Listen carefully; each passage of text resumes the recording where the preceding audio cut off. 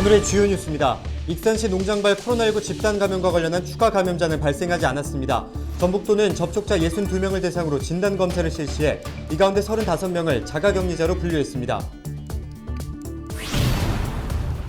전북 지역은 한낮 기온이 34도까지 치솟는 등 무더운 날씨를 보였습니다. 전주와 정읍, 순창 등 6개 지역에는 폭염경보가 내려졌습니다. 김제시 의원들이 새만금 사업을 추진하는 새만금 개발청 앞에서 1인 릴레이 시위를 이어가고 있습니다. 시의원들은 새만금 동서도로 관할 결정을 촉구하고 있습니다. 59세 이하 코로나19 예방접종 사전 예약자 가운데 전북 지역에서는 대상자의 46.8%가 포함됐습니다. 지역별로는 군산이 51.9%로 예약률이 가장 높았습니다.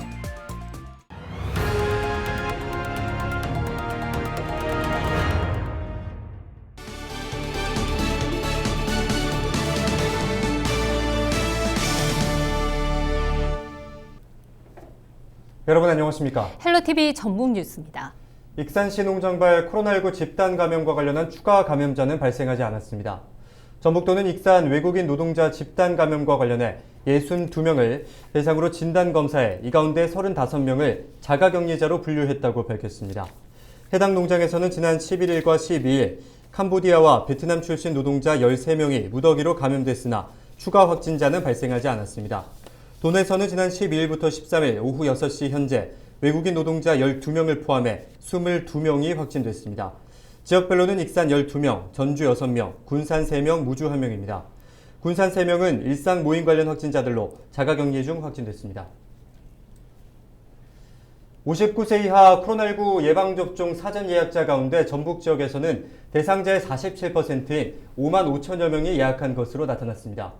전북도 방역당국은 지난 12일 진행된 55세에서 59세에 대한 모더나 백신 접종 사전 예약 결과 11만 7,700여 명 대상자 가운데 5만 5,100여 명이 예약했다고 밝혔습니다.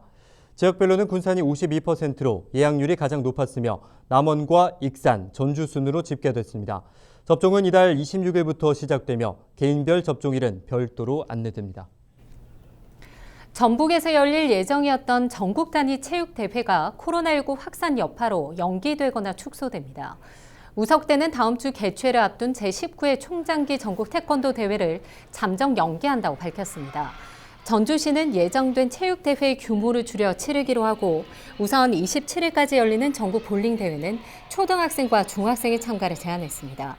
대통령배 전국 수영대회는 대회 기간을 줄였고 유치 초, 중등부 일정은 잠정 연기했습니다. 전북 지역은 한낮 기온이 34도까지 치솟는 등 무더운 날씨를 보였습니다. 전주 기상지청은 13일 전북 지역 낮 최고 기온은 31도에서 34도 분포를 보였다고 밝혔습니다. 전주와 정읍, 순창 등 6개 지역에는 폭염경보가, 남원과 임실 등 나머지 8개 시군에는 폭염주의보가 각각 내려졌습니다.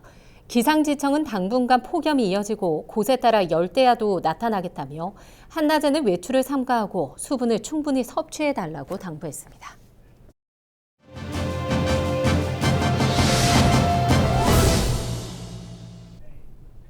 네, 김제시 의원들이 새만금 사업을 추진하는 새만금 개발청 앞에서 1인 릴레이 시위를 이어가고 있습니다. 이들은 왜 피켓을 들고 목소리를 내고 있는 걸까요? 이슈앤피플에서 알아봤습니다. 앞으로는 더 이상 돈이 안 겠다고? 우리 김제시는 그럼 핫바지입니까? 지적 측량 성과도 공유 하나를 못해서 우리 김제시가 손들리는 속도가 빨라진다고 그러면 여기 계신 의원님들께서 의견을 충분히 배전을 해주시면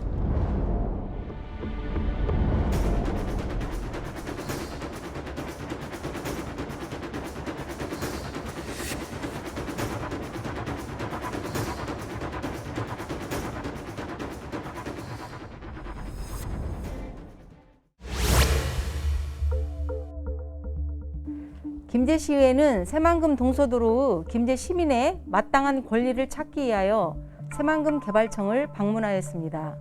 새만금 동서도로는 지난 11월 개통되었고 김제시는 대법원 판결과 지방자치법 제4조에 따라 매립지의 관할 결정, 행정 절차를 이행하고자 필요 서류인 지적 측량 성과도 공유를 새만금개발청에 요구하였으나 새만금개발청은 김제시의 요구를 묵살하는 비협조적인 자세로 일관하여 김제 시민을 우롱하고 있습니다. 이에 지적 측량 성과도 공유를 강력하게 요구하고자 방문하게 되었습니다.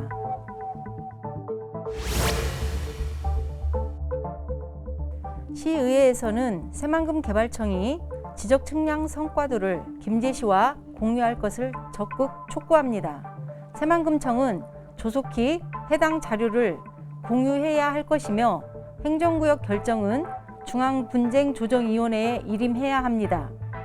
새만금청은 사업이 정상 추진될 수 있도록 협력해 더 이상 지역 간 분쟁이 확대되지 않도록 해야 할 것입니다. 김제시의회는 김제 시민의 마땅한 권리를 위해서 지속적으로 노력해 나가겠습니다. 김제시의회는 새만금개발청이 지적 측량 성과도를 공유할 때까지 30일부터 새만금개발청 앞에서 릴레이 1인 시위를 벌일 예정입니다. 또한 김제 시민의 뜻을 받들어 관련 사항에 대해서 서명운동 전개, 관계부처 항의 방문 등 정상적인 법적 절차가 이행될 때까지 지속적으로 강력하게 대응하겠습니다.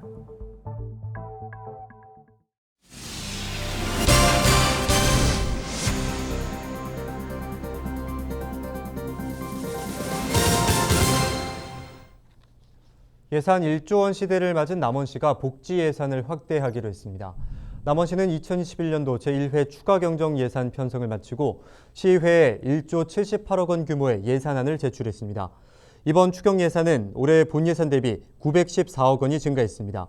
남원시의 예산 규모는 이환주 시장 취임 전인 지난 2010년 4,600억 원이었고 취임 6년 차인 2016년에는 6,100억 원을 기록한 뒤 올해 추경을 기점으로 1조 원을 돌파했습니다.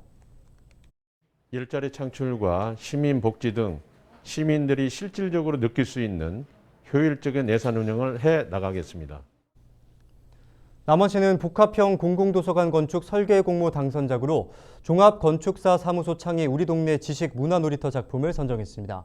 남원시는 최근 심사위원 사전 검토와 현장 답사를 개최하고 도서관 설계 공모 심사를 진행했습니다. 남원시 복합형 공공도서관은 금동 일원에 118억 원의 사업비가 투입돼 연면적 3,000제곱미터 규모로 조성됩니다. 독서를 통한 지식문화를 향유하고 다양한 문화활동을 즐길 수 있는 새로운 공간으로 만들어 가겠습니다.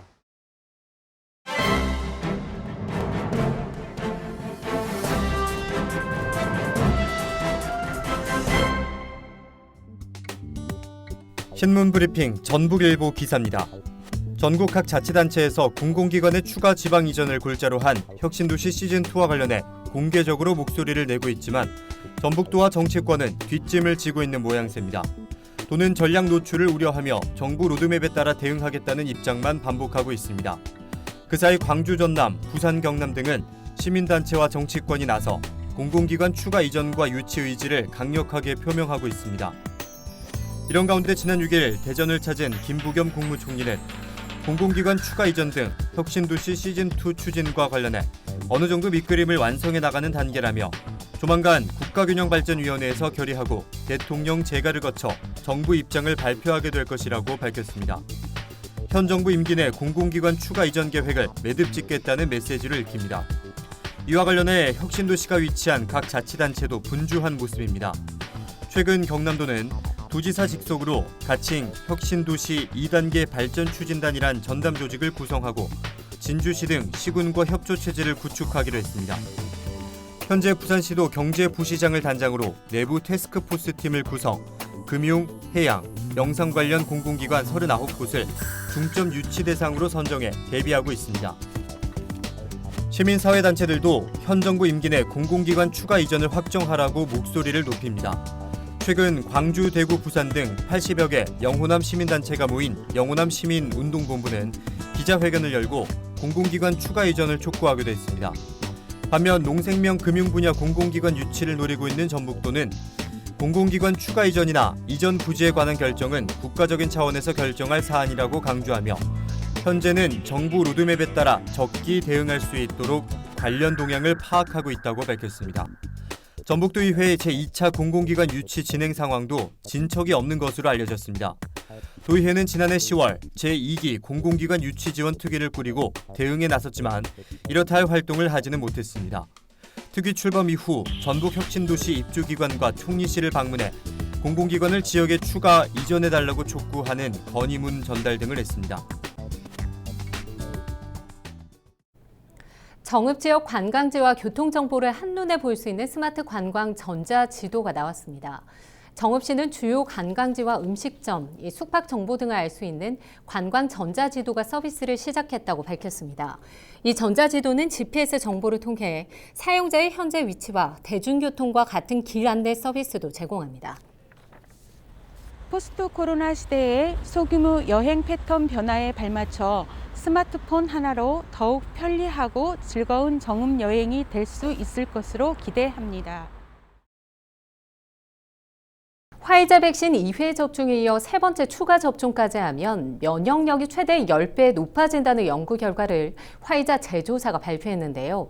그러자 이스라엘은 백신 접종률이 60%에 육박하는데도 이 취약계층을 중심으로 세 번째 추가 접종을 추진하기로 했습니다. 네, 백신이 동나는 바람에 사전 예약이 15시간 만에 중단된 우리나라와는 달라도 너무 다른 상황입니다. 세계적으로 백신 부익부 빈익빈 현상이 나타나는 건데요. 국민의 안전을 위해 정부가 조금 더 발품을 팔아줬으면 좋겠습니다.